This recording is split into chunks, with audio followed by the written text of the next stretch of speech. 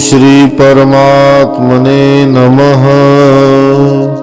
गजाननं भूतगणादिसेवितं कपीतजम्बूफलचारुभक्षणम् उमासुतं शोकविनाशकारकं नमामि विघ्नेश्वरपादपङ्कजम्। गुरुर्ब्रह्मा गुरुर्विष्णु गुरुर्देवो महेश्वरा गुरुर्साक्षात् परब्रह्म तस्मै श्री गुरुवे नमः। नारायण नमस्कृत्यं नरं चैव नरोत्तमं देवीं सरस्वतीं व्यासं ततो जयमुदीरयेत्। गीताशास्त्रमिदं पुण्यं यः पठेत् प्रयतः पुमान् विष्णुः पदमवाप्नोति भयशोकादिवर्जितः। ओम नमो भगवते वासुदेवाय। सभी प्राणी मात्र के भीतर जीवन चेतना स्फुरित करने वाले मेरे नारायण प्रभु को ओम नमो नारायण। श्रीमद् भगवद गीता की चर्चा करते हुए हम यहाँ छठे अध्याय की चर्चा कर रहे हैं, जहाँ भगवान अर्जुन को मन के सहित शरीर को वश में करने का फल तथा परमात्मा की प्राप्ति के बारे में बता रहे हैं तथा परमात्मा को प्राप्त हुए पुरुष के लक्षण बता रहे हैं। 9वें श्लोक में भगवान कहते हैं, सौहृन् मित्रारुदासीन मध्यस्थ द्वेष बंधुषु साधुष्वपि च पापेषु समबुद्धिर्विशिष्यते।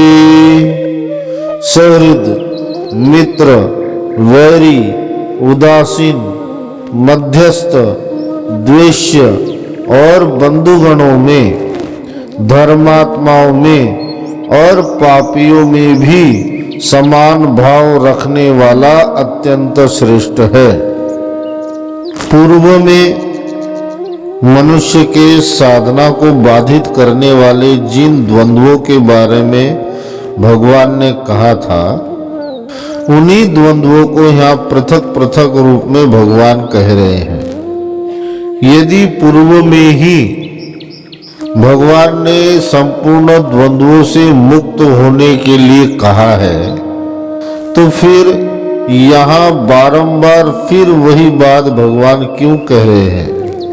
तो अभिप्राय यह है कि मोहग्रस्त रूपी ताला अर्जुन के चित्त में लगा हुआ है। भगवान यहाँ भांति भांति की चाबियों का प्रयोग करते हुए अर्जुन के हृदय गुफा में लगे हुए उस ताले को खोलना चाहते हैं कि किसी न किसी बात से अर्जुन के भीतर वह चेतना जागृत हो जाए और उसके सभी ताले खुल जाए। द्वंद्व से मुक्त होने की बात भगवान ने पूर्व में कही, परंतु यहाँ विभिन्न प्रकार के द्वंद्वों का उल्लेख करने का एक विशेष कारण है। प्रत्येक मनुष्य के स्वभाव तथा गुण के कारण उसके द्वंद्व भिन्न भिन्न प्रकार के होते हैं। किसी के लिए सुख दुख द्वंद्व है, तो किसी के लिए सहृद तथा उदासीन है, किसी के लिए मित्र शत्रु का द्वंद्व है, किसी के लिए अपने पराये का द्वंद्व है, किसी के लिए प्राप्त अप्राप्त का द्वंद्व है। जरूरी नहीं कि संपूर्ण द्वंद्व एक व्यक्ति को ही बाधित करे। जिसके लिए सुख दुख का द्वंद्व है, और उसके लिए सुख की प्रधानता ही मायने रखती है, वह अपनी सुख के लिए मित्र, सहृद, बांधव तथा अपने मान सम्मान का भी विचार नहीं करता। कई बार केवल अपने सुख के लिए अपने मित्र, अपने बांधवों को, यहाँ तक कि अपने सम्मान को भी वह छोड़ने के लिए तैयार रहता है, क्योंकि उसका ध्येय केवल सुख प्राप्त करना है। तो दूसरी ओर जिसका द्वंद्व मान और अपमान का है, सम्मान का है, वह केवल अपने सम्मान के लिए सभी रिश्ते नाते भी त्याग सकता है तथा अनेक प्रकार के दुखों को भी भोग सकता है। इसमें वो अपने सुख का परित्याग भी कर सकता है, क्योंकि उसके लिए सबसे महत्वपूर्ण है उसका सम्मान। जिसका द्वंद्व प्राप्त तथा अप्राप्त वस्तुओं का है, वह अपनी मनवांछित इच्छा प्राप्त करने के लिए कुछ भी कर सकता है। कितने भी झूठ बोल सकता है, कितने भी दुखों को सहन कर सकता है, अपने परिजनों का परित्याग तक कर सकता है, किसी की हत्या तक कर सकता है, क्योंकि उसके लिए प्रधानता उस वस्तु की है जिसे वह प्राप्त करना चाहता है। जिसके लिए अपने और पराये का द्वंद्व है, उसके लिए अपना परिवार ही सब कुछ है। वह अपने परिवार के लिए अनंत दुखों को भी सहने के लिए तैयार हो जाता है। कई बार तो अपने प्राणों को भी अपने परिवार के लिए दांव पर लगाने के लिए तैयार हो जाता है। फिर उसके लिए ना तो सुख मायने रखते हैं, ना ही धन मायने रखता है, ना ही मित्र और ना ही शत्रु। जिसके लिए मित्र और शत्रु का द्वंद्व है, ऐसे मनुष्य अपनी मित्रता के लिए अपने प्राणों की बाजी तक लगा सकते हैं। वहां ना तो फिर उसके लिए धन मायने रखता है, ना ही दुख मायने रखता है। उसके लिए सर्वप्रथम मित्रता ही सब कुछ होती है। और जो शत्रुता को ज्यादा मानता है और केवल अपने शत्रुओं पर विजय प्राप्त करने के लिए जो ललायित है, फिर उन शत्रुओं को परास्त करने के लिए वह कोई भी कीमत चुकाने के लिए तैयार होता है। यहाँ तक कि अपने परिवार जनों की आहुति देने के लिए भी तैयार हो जाता है, अन्य लोगों की आहुति देने के लिए भी तैयार हो जाता है। धन, वैभव, सम्मान सब कुछ नष्ट करने पर उतारू होता है, क्योंकि उसका लक्ष्य केवल शत्रुओं को पराजित करना है। कई मनुष्यों का द्वंद्व होता है क्रोध और अक्रोध।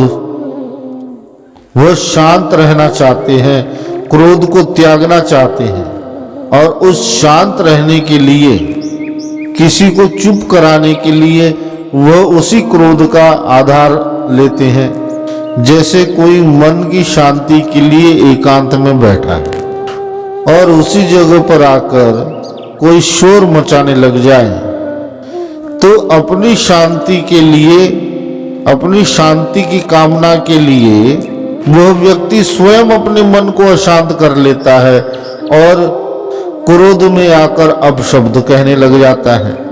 भगवान यहाँ विभिन्न प्रकार के द्वंद्वों का इसलिए वर्णन कर रहे हैं बारंबार कि कोई तो द्वंद्व होगा जो अर्जुन के भीतर अटक जाए और अर्जुन के भीतर के वह द्वार खुल जाए। इसलिए विभिन्न प्रकार के द्वारों को भगवान यहाँ खटखटा रहे हैं। किसी न किसी प्रकार अर्जुन का वह द्वार खुले और समबुद्धि के मंदिर में आत्म शांति, आत्म साक्षात्कार की, ज्ञान के मंदिर में अर्जुन का प्रवेश हो जाए। अर्जुन एक क्षत्रिय है, एक योद्धा है, इसलिए उसके लिए मित्र तथा शत्रु का जो द्वंद्व है वो सटीक बैठता है, वो एकदम उपयुक्त बैठता है। इसलिए अर्जुन का द्वंद्व है मित्रता तथा शत्रुता। इसी प्रकार हमें अपने द्वंद्व को समझना चाहिए कि हमारा द्वंद्व कौन सा है, और उस द्वंद्व को समझकर ही हमें कार्यरत होना चाहिए। और जब हम इन द्वंद्वों को समझकर समभाव को प्राप्त होते हैं, भगवान उसी को यहाँ श्रेष्ठ कह रहे हैं। परमात्मा को प्राप्त पुरुष के लक्षण बतलाकर अब अगले श्लोक में जितात्मा पुरुष को परमात्मा की प्राप्ति के लिए क्या करना चाहिए, किस प्रकार ध्यान करना चाहिए, यह बताने के लिए ध्यान योग प्रकरण का आरंभ करते हैं। 10वां श्लोक। योगी युञ्जित सततमात्मानं रहसि स्थितः एकाकीय चितात्मा निराशीर परिग्रह। मन और इंद्रियों सहित शरीर को वश में रखने वाला, आशा रहित और संग्रह रहित योगी अकेला ही एकांत स्थान में स्थित होकर आत्मा को निरंतर परमात्मा में लगावे। इस श्लोक में भगवान एकांतवास की बात करते हैं कि एकांतवास में रहकर अपने इंद्रियों तथा मन को वश में करके निराशी ही अर्थात किसी से भी किसी भी वस्तु की कामना ना रखते हुए, अपरिग्रह अर्थात किसी भी वस्तु का संग्रह ना करते हुए, सततम युजित निरंतर परमात्मा का ध्यान करते रहना चाहिए, जिससे ध्यान का तार, ध्यान की प्रक्रिया टूटने ना पाए। यहाँ एकांतवास से साधारणतया यही अभिप्राय निकलता है कि एकांत में रहना, भीड़ समुदाय से हटकर अकेले रहकर ध्यान का अभ्यास करना। परंतु यदि भगवान का यहाँ यही भाव होता, एकांत भगवान के लिए यही होता, तो जिस समय अर्जुन ने कहा कि हे कृष्ण, मैं ऐसा युद्ध नहीं लड़ना चाहता, इसे छोड़कर मैं एकांत में रहकर भगवान का नाम, भगवान का जप करना चाहता हूँ, इसलिए मुझे जाने दें। जब अर्जुन ने ऐसा कहा तो भगवान भी उसे जाने देते। यदि जंगल में जाकर एकांतवास रहकर ही साधना करनी होती तो भगवान ने अर्जुन को यहाँ रोका क्यों? क्योंकि भगवान का अभिप्राय एकांतवास से वह नहीं है अकेले रहना। हम अकेले रहकर भी अकेले नहीं होते हैं। भीतर वन में चले जाएं, जंगल के भीतर कहीं चले जाएं, किसी गुफा में एकांतवास भी हम करने लग जाएं, परंतु हमारे मन के भीतर संपूर्ण संसार, सारा संसार, बहुत सी भीड़ सदा ही रहती है। एकांत में रहते हुए सदा ही हमारा चिंतन में संपूर्ण संसार आ बसता है। फिर हम उस अकेलेपन को, एकांत और अकेलापन ये दोनों भिन्न है। एकांतवास करके हम उस अकेलेपन को भरने का प्रयत्न करते हैं और उस अकेलेपन को भरने के प्रयत्न में कुछ न कुछ व्यर्थ के कामों में हम अपना समय गंवाने लग जाते हैं। वहीं भीड़ में रहकर भी यदि हृदय के भीतर जिसके केवल और केवल परमात्मा ही है और वस्तुएं नहीं है और वस्तुओं का चिंतन नहीं है, तो वह भीड़ में रहकर भी अकेला है, एकांत है। एकांत का अर्थ है कि जहां एक मैं का भी अंत हो जाए उसे ही एकांत समझना चाहिए। यदि आप किसी गुफा में, जंगल में, एकांत कमरे में बैठे हो, परंतु आपके मन को विषय स्पर्श कर रहे हैं, कई प्रकार की स्मृतियां स्पर्श कर रही है, तो वह एकांतवास नहीं है। एकांत को भली प्रकार जाने बिना ध्यान संभव ही नहीं है। जब किसी की उपस्थिति तथा अनुपस्थिति हमें बाधित नहीं करती, किसी का हमारे शरीर से प्रत्यक्ष स्पर्श भी जब हमें बाधित नहीं करता, कोई भी संबंध जब हमारे मन चित्त अंतःकरण का स्पर्श नहीं कर सकता, उसी क्षण को, उसी समय को एकांत समझना चाहिए। और जिसने ऐसा एकांत प्राप्त कर लिया है, वही ध्यान का अधिकारी है। यह एकांत हमें अपने भीतर हृदय गुफा में प्राप्त होता है, जहाँ अनंत आकाश है। वास्तविक एकांत को प्राप्त करने के लिए चिंतन तथा मनन की परम आवश्यकता है। इसका सरल अभ्यास यही है कि सतत प्रथम मनन करना है कि मैं शरीर नहीं हूं। सतत इस प्रकार का चिंतन और मनन करते रहने पर जब यह दृढ़ हो जाएगा कि मैं शरीर नहीं हूं, यह बात स्पष्ट हो जाएगी, तब दूसरा पड़ाव इसका यह है कि यदि मैं शरीर नहीं हूं तो मैं कौन हूं और कहां हूं।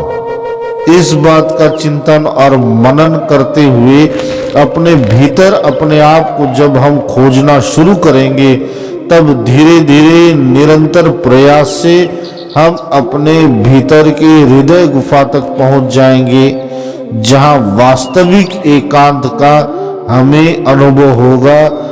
वहां एक मैं का भी अंत हो जाएगा। इसे हृदय गुफा का चिदाकाश भी कहते हैं। वास्तविक एकांत को प्राप्त करने के लिए प्रथम भौतिक एकांत की आवश्यकता होती है, जैसे कि वन, पर्वत, गुफा, एकांत कक्ष जहां कोई दूसरा ना हो।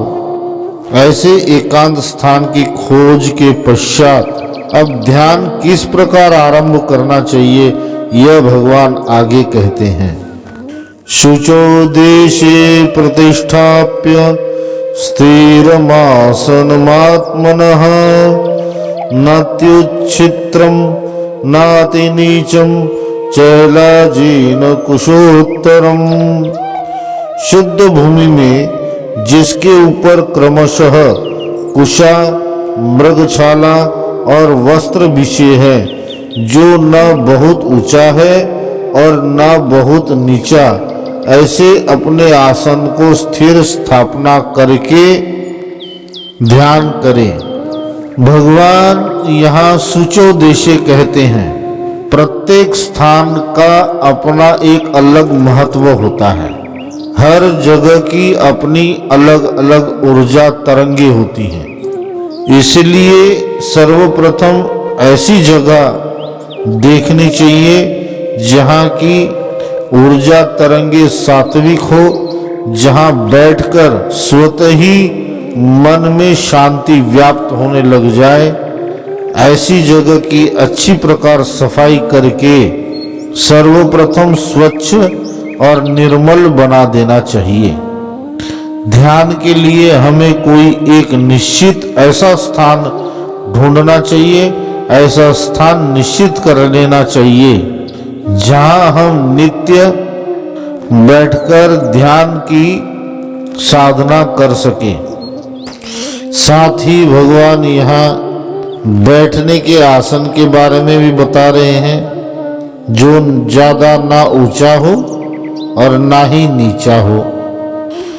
लकड़ी से बनी हुई चौकी आदि तथा पत्थर का चबूतरा आदि, उसे यहाँ आसन कहा गया है।